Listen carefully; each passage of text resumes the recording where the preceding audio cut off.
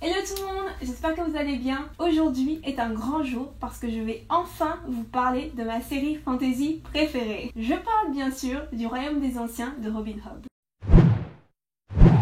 Peut-être que le titre Le Royaume des Anciens ne vous dit rien, mais vous avez probablement déjà entendu parler de l'Assassin Royal. En fait, l'Assassin Royal est une série de livres qui s'inscrit dans l'univers plus large du Royaume des Anciens. Au total, il y a 16 livres dans l'univers du Royaume des Anciens, dont 5 séries, et tous ces livres sont interconnectés. Tout d'abord, il y a le tout premier cycle de l'Assassin Royal. En anglais, il s'appelle The Farseer Trilogy, ce qui se traduit en français par la trilogie des loin voyants. Dans la version originale, ce cycle comprend 3 livres, Assassin's Apprentice, Royal Assassin et Assassin's Quest. Mais quand ces livres ont été traduits en français, ils ont été publiés en 6 volumes aux éditions Pygmalion. Les titres de ces 6 livres sont L'apprenti assassin, L'assassin du roi, La nef du crépuscule, Le poison de la vengeance, La voix magique et La reine solitaire. Heureusement, tous ces livres sont maintenant disponibles en 4 intégraux. Après le premier cycle de l'Assassin Royal, nous avons la trilogie des aventuriers de la mer. Et oui, je dis trilogie parce que dans la version originale, il y a 3 livres, mais quand elle a été traduite en français, elle a été découpée en 9 livres. Dans la version originale, les livres s'appellent Ship of Magic, Mad Ship et Ship of Destiny. Et dans la version française, je ne vais pas vous lister tous les titres de livres parce que sinon cette vidéo va être très longue. Heureusement pour nous, ces 9 tomes ont aussi été rassemblés en 3 intégraux. Suivant les aventuriers de la mer, il y a le deuxième cycle de l'Assassin Royal qui, vous l'avez deviné, est à la base une trilogie qui a ensuite été traduit en 1 million de livres en français avant d'être rassemblé en intégraux. En anglais, ce cycle s'appelle The Tonyman Trilogy qui peut être traduit en français par la trilogie de l'homme fauve. Et j'en reparlerai, mais c'est ma série préférée de l'univers du Royaume des Anciens. Si je devais choisir une série fantasy à emmener avec moi sur une île déserte, je pense que je choisirais The Tonyman Trilogy. En version originale, les livres s'appellent Fool's Errand, The Golden Fool et Fool's Fate. Juste le fait de dire Fool's Fate, j'ai plein de flashbacks et je ne sais pas si je suis heureuse ou si j'ai envie de pleurer. Après le deuxième cycle de l'Assassin Royal, il y a la série qui s'appelle en français Les Cités des Anciens et en anglais The Rainwide Chronicles. Originellement, cette série comprend 4 livres, mais lorsqu'elle a été traduite en français, elle a été divisée en 8 livres.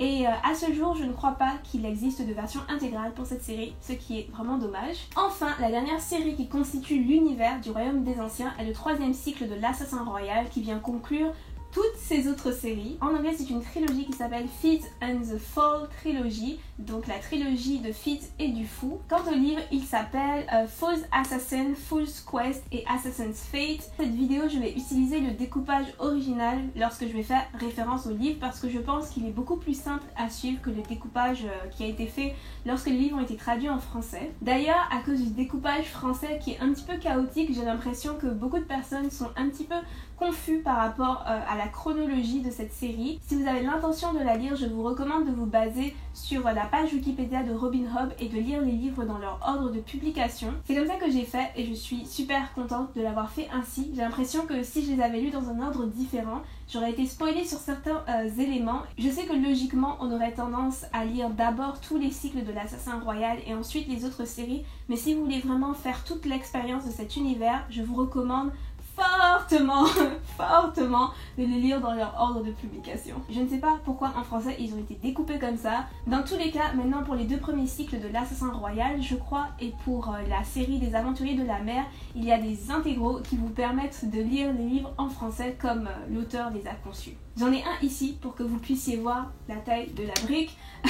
Ce livre, c'est un intégral et il correspond en fait au 2e tome du premier cycle de l'Assassin Royal. Certes, c'est vraiment gros, c'est vraiment long, mais je pense que c'est mieux de les lire sous cette forme pour avoir une meilleure vision des thèmes et des arcs des personnages. Maintenant que tout cela a été dit, de quoi parle le Royaume des Anciens? Ça va paraître un petit peu fou, cette super longue série ne parle que d'un seul personnage et ce personnage c'est Fitz loin voyant. Même lorsque cette série ne parle pas de lui, je dirais qu'elle parle en fait de lui.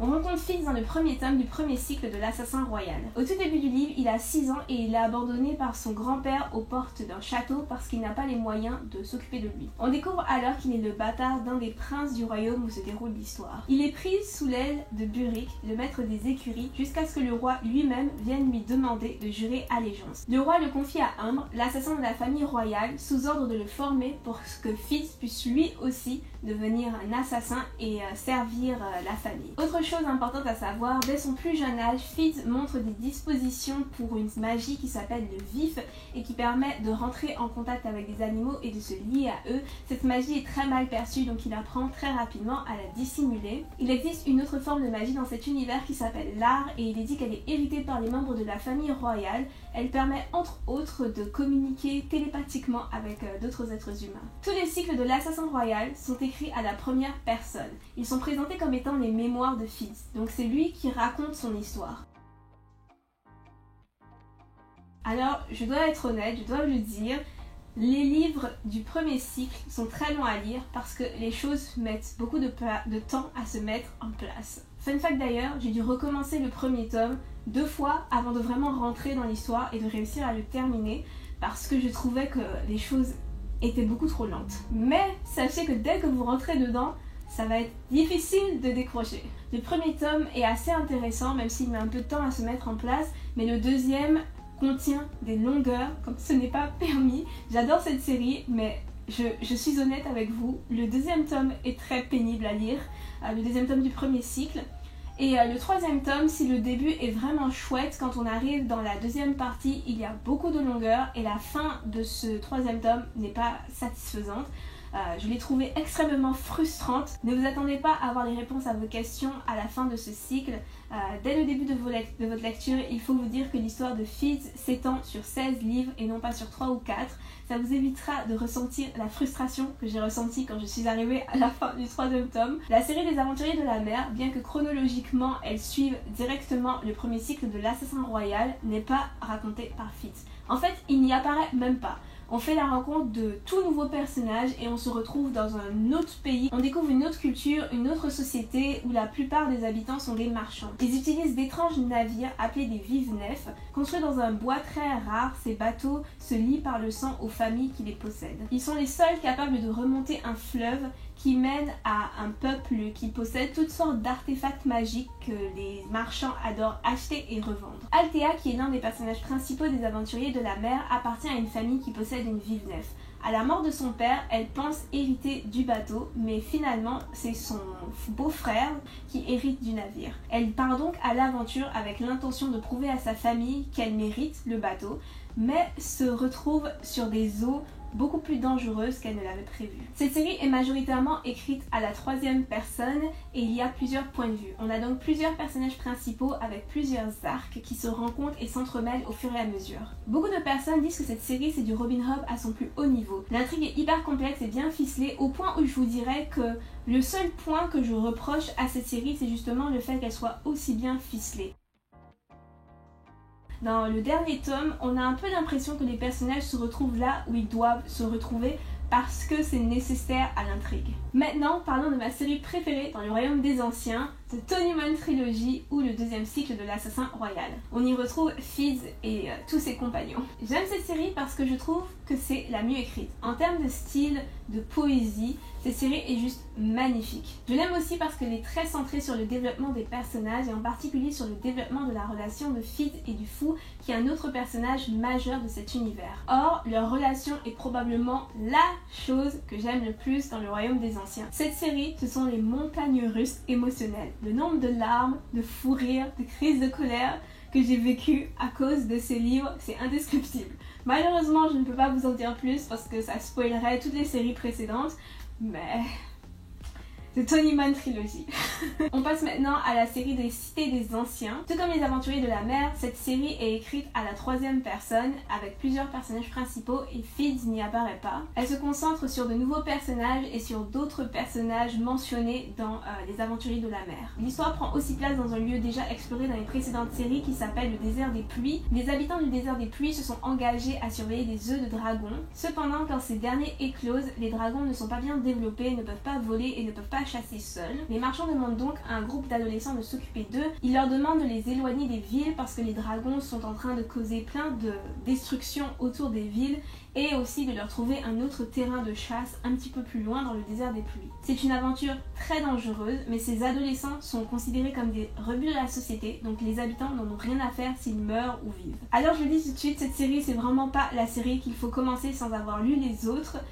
parce que pour bien comprendre ce qui s'y passe, il faut avoir au moins lu Les Aventuriers de la Mer et aussi, si possible, le deuxième cycle de l'Assassin Royal. En fait, cette série sert avant tout à donner du contexte aux aventures de Fitz, donc à expliquer les événements qui se sont passés dans les tomes précédents et aussi les événements qui vont se passer dans le futur. À ce niveau, elle fait super bien son travail, mais si vous la lisez en vous attendant à une aventure aussi intéressante que celle que vous avez pu lire dans les autres séries, vous allez être un peu déçu. C'est beaucoup d'exploration du monde, beaucoup de réponses données à des questions qui ont été posées dans les autres livres, mais présentées de manière que seules les personnes qui ont lu ces autres livres puissent les comprendre. Les personnages sont très jeunes, il y a beaucoup de drama amoureux. Enfin, nous passons au troisième cycle de l'Assassin Royal. J'ai peu de choses à dire sur cette troisième série parce que je ne veux pas la spoiler, mais je l'ai trouvée narrativement et émotionnellement satisfaisante. Il est vrai que j'aurais aimé que certaines choses se passent différemment, notamment en ce qui concerne Fitz et le fou, mais ce n'est pas la logique qui parle là, parce que logiquement, cette fin est parfaite. Elle donne une réponse satisfaisante à toutes les questions et à tous les mystères qui ont été soulevés au cours des autres livres,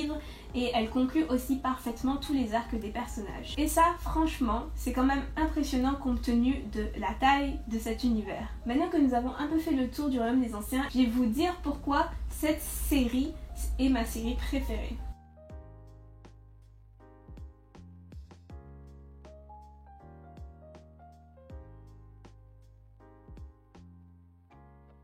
Je trouve que le Royaume des Anciens a une approche de la fantasy assez particulière. L'histoire se concentre vraiment sur le développement de Fitz, alors que dans la plupart des histoires fantasy, la chose la plus importante dans l'histoire, c'est l'intrigue. Je pense notamment au premier chapitre de Fool's Errand, le premier tome du deuxième cycle de l'Assassin Royal. On suit juste Fitz dans son quotidien. Pendant plusieurs chapitres, il ne fait pas grand chose. Il jardine, il cuisine, il écrit.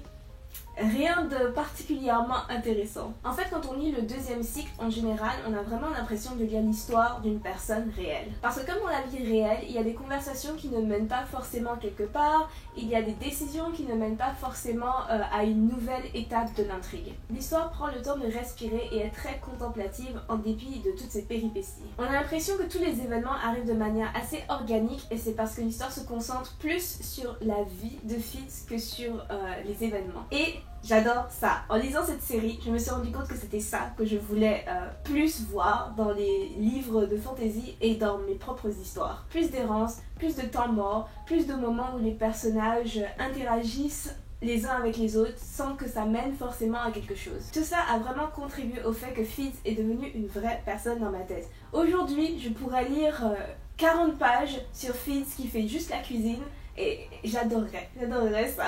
Une autre chose que j'aime beaucoup dans l'Assassin Royal, c'est le côté très explorateur du récit. On explore le monde et l'histoire du monde avec Fitz et compagnie et les révélations, les informations arrivent vraiment au fur et à mesure, petit à petit et dans le désordre, sans que l'auteur ne nous explique jamais clairement tout le fonctionnement du système magique. On ne sait que ce que les personnages savent et leurs connaissances sont assez incomplètes. Ce qu'on finit par découvrir, on finit par le découvrir en créant nous-mêmes les liens entre les différents éléments et les différentes informations qui nous sont révélées au fil des différents livres et des différentes séries. La deuxième raison pour laquelle j'adore cette série est parce que le style d'écriture et en particulier l'utilisation de la première personne est absolument magistral. Comme je vous l'ai dit, les cycles de l'Assassin Royal sont écrits à la première personne, donc c'est Fitz qui nous raconte son histoire et il est un narrateur très peu fiable. Moi personnellement, je m'en suis vraiment aperçue seulement au niveau du deuxième cycle parce que l'histoire est structurée de manière à ce que ça soit difficile de s'en rendre vraiment compte puisqu'on est dans un univers fantasy créé de toutes pièces et Fitz étant le narrateur, il est notre seul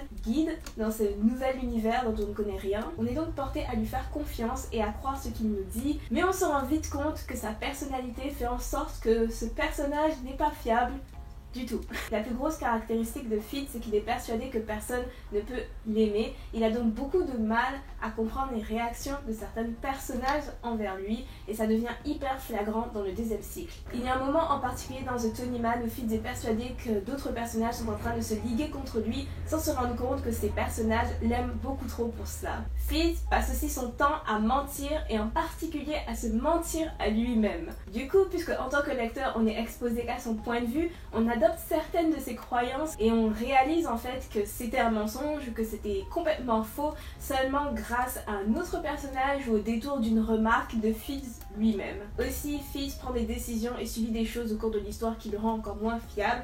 Je pense au premier cycle où il est très dépendant d'une drogue en particulier. Je ne vais pas trop m'étendre là-dessus parce que je rentre dans de très gros spoilers. Mais gardez ça à l'esprit, on ne peut faire confiance ni à ses pensées, ni à ce qu'il dit. Il est tout le temps en train de jouer un jeu et n'est jamais sincère. Quant à ses pensées, elles sont encore moins fiables que ce qui sort de sa bouche parce que cet homme boit la coupe du déni tous les matins au petit déjeuner. La seule manière de comprendre ce qui se passe dans la tête de Fitz et de regarder ses actions parce qu'elles révèlent toujours ce qu'il ressent même lorsque lui-même n'en est pas conscient. Maintenant, la troisième chose que j'adore dans le Royaume des Anciens, c'est la relation entre Fitz et le Fou. Le Fou est le deuxième personnage le plus important du Royaume des Anciens. Il apparaît dans pratiquement toutes les séries de livres et il est introduit dans le premier cycle de l'Assassin Royal où il se lie d'amitié avec Fitz et c'est vraiment leur relation qui va porter tout le reste de l'intrigue. Ces deux personnages ont une alchimie absolument incroyable. Fitz n'est jamais aussi sincère que lorsqu'il est avec le Fou. Ces deux-là en ont fait voir de toutes les couleurs à mon pauvre cœur. Franchement, je suis trop heureuse d'avoir lu ces livres et d'avoir découvert cette relation parce que si j'avais jamais découvert la relation de Fitz et du Fou, je pense qu'il aurait manqué quelque chose à ma vie. Bon, ça c'est les trois principales raisons qui font que cette série est ma série fantasy préférée, mais il y a aussi plein d'autres choses que j'adore dans le Royaume des Anciens. Premièrement, la prophétie, l'utilisation du cliché de la prophétie. J'aime le fait qu'il y ait une prophétie, mais on n'a jamais l'impression que le personnage principal est invincible. On est souvent inquiet pour sa vie et à raison. L'autre chose intéressante, c'est la relation du personnage principal avec cette prophétie, le fait qu'il n'y croit pas du tout, mais il croit en la personne qui lui révèle la prophétie. Deuxième chose que j'aime beaucoup, c'est la profondeur des personnages. Tous les personnages de toute cette série de livres, de tous ces livres sont super bien écrits. Ils ont tous un bon mélange de défauts et de qualités. Ils ont tous des histoires riches qui alimentent parfaitement leur caractère et leur personnalité. Sinon, j'aime aussi beaucoup le world building. C'est un monde d'inspiration médiévale, donc c'est pas hyper original. Mais j'aime le fait qu'on sent qu'il y a une histoire riche. J'aime les différentes cultures des différents pays qu'on explore au fur et à mesure de l'histoire. Avez-vous lu Le Royaume des Anciens? En avez-vous l'intention? Je recommande cette série chaudement à tout fan de SFF. C'est vraiment une aventure que vous n'allez pas regretter. Il y a beaucoup de livres, c'est vrai, et ils sont assez longs, mais perso, j'aurais aimé qu'il y ait encore plus de livres. Bon, je pense que j'ai assez parlé pour aujourd'hui. Je pense aussi que cette vidéo va être la plus longue sur ma chaîne et que ça va être un enfer à monter. J'espère au moins vous avoir donné envie de découvrir cette série. Si vous avez aimé cette vidéo, n'hésitez pas à la liker. Vous pouvez aussi vous abonner à ma chaîne pour être averti à chaque fois que je poste et on se retrouve très vite. Bye!